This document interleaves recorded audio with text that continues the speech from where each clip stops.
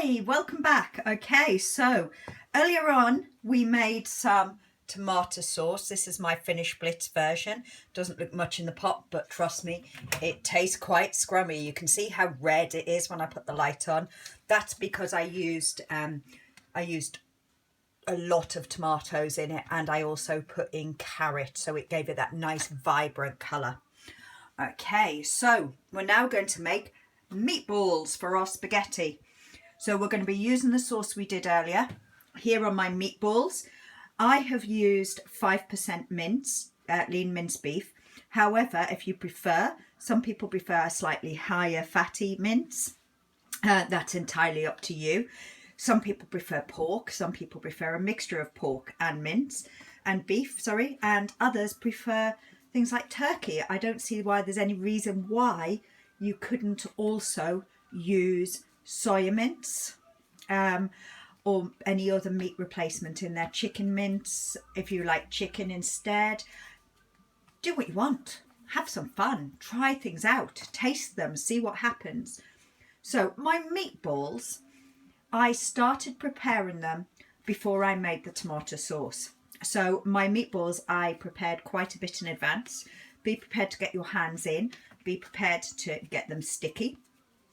So with my meatballs, I started off by using my mince, and into my mince I added paprika. I put salt in there, garlic, onion powder, black pepper, oregano, cumin, a little bit of thyme. Do whatever you want. If you want them spicy, add more paprika, or maybe add a little bit of chili. I'm actually going to add the chili to my sauce later on when I put it in, so you can see how you can adapt your sauce. There's no reason at all why you can't do what we did with the sauce and grate in some vegetables. I would use a reduced amount maybe, but there's no reason why you can't grate in sweet potatoes, anything like that in your meatballs. So meatballs, I mixed all of that in, got my hands in, got really in and mushed them all together. Sorry, that's my pan heating up, you can hear. Put them in, mushed them all together, put them in a bowl, covered them up and left them to marinate. I've been known to leave them, to do them the night before, to do them in the morning, go out to work, come back and cook them. This time I left them for about 2-3 hours. Good little tip is when you've put them in your bowl, if you cover your bowl up, if you're being useful and helpful to the environment, then you could cover them with fabric bowl covers or the wax wraps, and just fold it around your bowl. If you want to see some of those, go onto my shop at Tor, and I'm happy to post, sell. If you live locally, deliver to you. Or come and see me at the market stall or one of the craft fairs I do, and you can buy some bits like that. We're a lot cheaper than some of the big shops. Also, the next thing we do, once we've rolled them into balls again, bear in mind that your hands are going to be in with this meat, so make sure you're constantly washing, constantly taking the stain of like paprika off your hands, otherwise you end up with yellow nails and everything else if you don't wash them quick enough. So I'm now going to, I have my amazing wok. I love my wok. It is fantastically easy. What I'm going to do is I have put some spray in the bottom. As I always used to get told, spray until it hurts. So I put my oil spray in the bottom. I am now just putting my meatballs in, and I'm actually going to seal my meatballs. So I'm just going to do a few at a time, and as I do a few at a time, should start to hear them sizzle in a moment. If you listen carefully, they are starting to sizzle.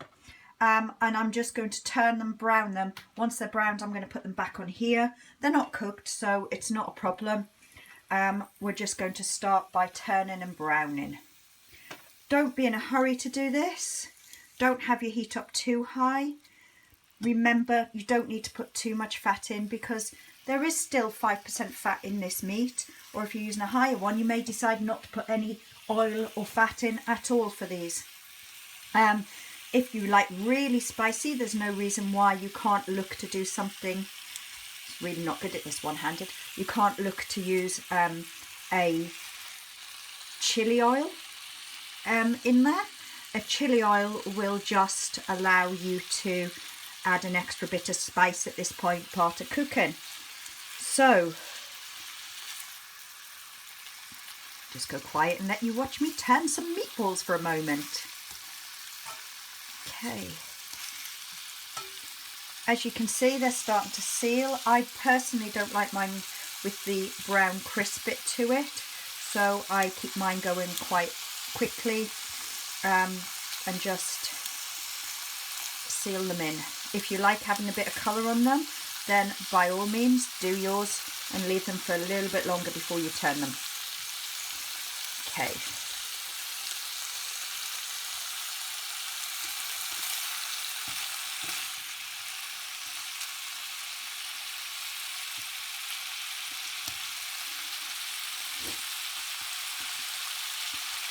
I'm just trying to get them all, sorry, I keep going over to one side of the pan. I'm just trying to get them all quite evenly turned so that I can get some new ones in there and get them all done.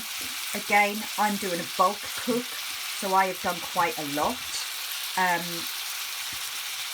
So I have done enough probably for 6-7 portions in here. I used quite a big tub of mince.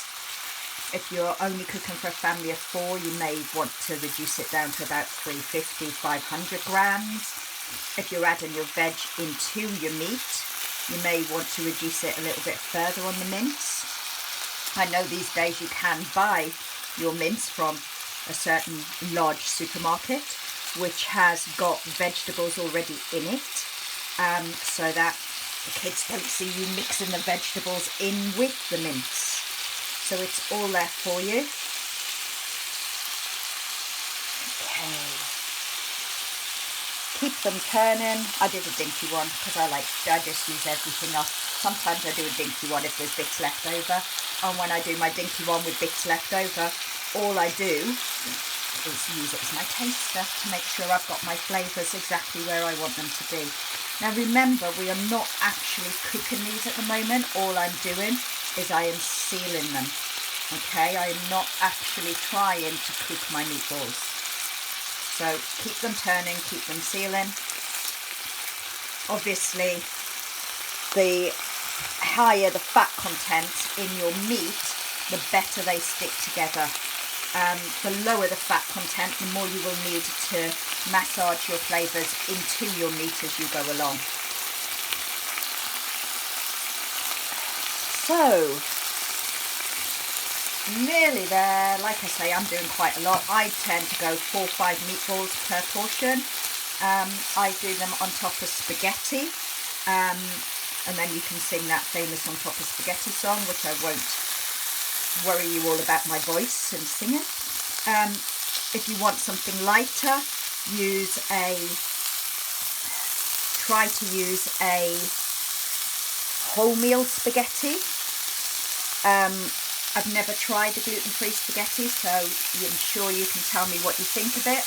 Alternatively, if you want to increase your veg intake even further, you can use a spiralizer and you can use courgettes and make courgetti. When I'm doing my courgetti, all I do is I cook my courgetti rather. I spiralise it and I quite literally just blanch it. It takes me no more than about 4 or 5 minutes to cook. Obviously that depends on the thickness of your courgette strands. I like mine quite thin. Some days, if I've got people coming for dinner, I will make a combination of spaghetti and courgette. Goes down quite well, so I mix them in together. I cook my spaghetti and then at the last minute I add my courgette. You can of course use your spiralizer and you can do squash courgette. So if you do, oops, there's one of mine coming apart a little bit. Just low fat content, that's all it is. Just pop it to one side, I'll roll it up again and put it back in a minute. Yep, you can use squash if you want something with orange. There's no reason why you can't use carrots instead of spaghetti. Anything like that, that just gives you a little bit of colour. The one I really like, again, not suitable for vegetarians, but is squid spaghetti, so it's the black one. And the black squid spaghetti just gives some really, really nice colour to your dish. You could either buy it ready done, or alternatively you can do that and you can buy the squid ink and you can cook it in with the squid ink. Okay, so that's all my meatballs now sealed. Sorry that took a little bit of time and you had to listen to my voice. So all I'm going to do now is take some of my tomato sauce. At this point I could add some, sorry, it's quite warm. At this point I could add some mushrooms, or I could add a couple of other bits and pieces that I want. I'm not going to put a lot of sauce in. I'm going to put about 4 ladles in there. That's all I'm going to do. I'm just going to keep it stirring until it starts to warm through. And I'm now, if you'll excuse me going through my kitchen, I am going to find my chili peppers, my ground chilies. So I have a whole tub of chilies here. And sounds quite rude. And all I'm going to do is add a pinch of chili into mine. I'm not adding too much. I normally like mine quite spicy, but for the purpose of today, I'm going to just keep it a little bit down. Okay, you can always buy a splash guard to put over the top of your pan if you are worried about things splashing out a little bit. So once all that is done, I am quite simply going to add back in my sealed meatballs. Once I've added my sealed meatballs, I'm going to leave them on a low temperature. As you can see, I've turned it right the way down. So I'm going to leave them to cook. Depends on the size of your meatballs. Mine are about the size of a ping pong ball. Depends on that, depends on how long they take. I would realistically leave mine for about 20 minutes to simmer, and once they've simmered, all I'm going to do is leave them to cool. Once I've left them to cool, I will put them into my little containers, pop them in the freezer and freeze, and I get them out the day before, the morning before I go to work. And when I come home from work, I simply pop them in the microwave and heat them up. So, 1 meatballs. Add your spaghetti. All you need to cook in the evening is your spaghetti or courgetti or whatever you want to do, and enjoy.